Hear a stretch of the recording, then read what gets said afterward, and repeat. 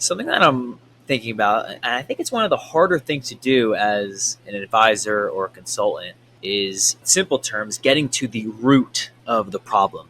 Because at certain times, I've found in my experience, it's you want to take what your customers say up front as the truth. But at what point are your customers kidding themselves? And is it your responsibility, your accountability to keep them honest to that? Because I'll give you an example that I've noticed as a pattern is that originally, when my company was in the phase of strictly editing videos and then getting videos to our customers and then have themselves, whoever was on that video, publish their video and handle that. The big thing that came up, or a pattern that started coming up, was that, hey Randy, I don't have enough time to post. I don't have enough time to publish.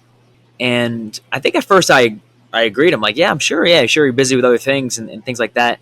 Then, and this will kind of make sense of how our services, our core services, have evolved. Is that we started to take on a bit more of the video work, so including the doing the captions for social media platforms and things like that. And then it got set up to a point where all the customer had to do was take the video, upload it, and press publish. I thought that would be no problem. I mean, everything's ready to go and this and that.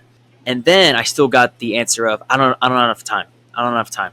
So when I saw this pattern, and even when we made it technically on paper easier for our customers to publish, what I realized is there's probably a few reasons, but one of those reasons why the posting and the publishing is not happening is that there's a level of insecurity or a lack of confidence, or if you want to say a lack of conviction around that message you shared in that piece of content. So part of the reason why we handle publishing now as a company for our customers is that it's kind of a minor thing, but it's also a massive thing. Because if our customers are doing the work to get talking through content, whether that's through an audio podcast or on camera, but the thing that's the bottleneck for them, the thing that's holding them up, is the kind of like the pressing enter, press go, green light. And I look back and I think, oh wow, it seems so obvious in hindsight. It's kind of cool to see how things have evolved in that way. Even if at the time I was like, I don't understand what the issue is. I don't understand what the challenge is here. Don't have enough time. Okay, don't have enough time.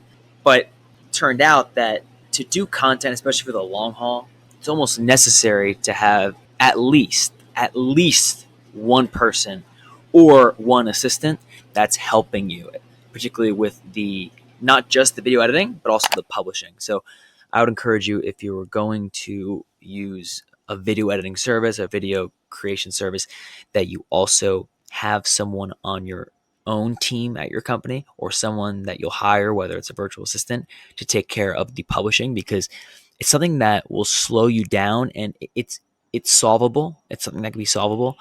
But I think it's important to, at times, even if you think you're telling the truth, it's important to not kid yourself.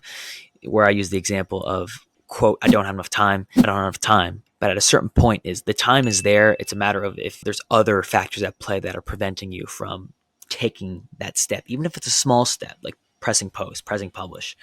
And it could be a lot more empowering to feel like you've done the work that you were meant to do, and then you can have an assistant, a team member, help you out taking things to the finish line.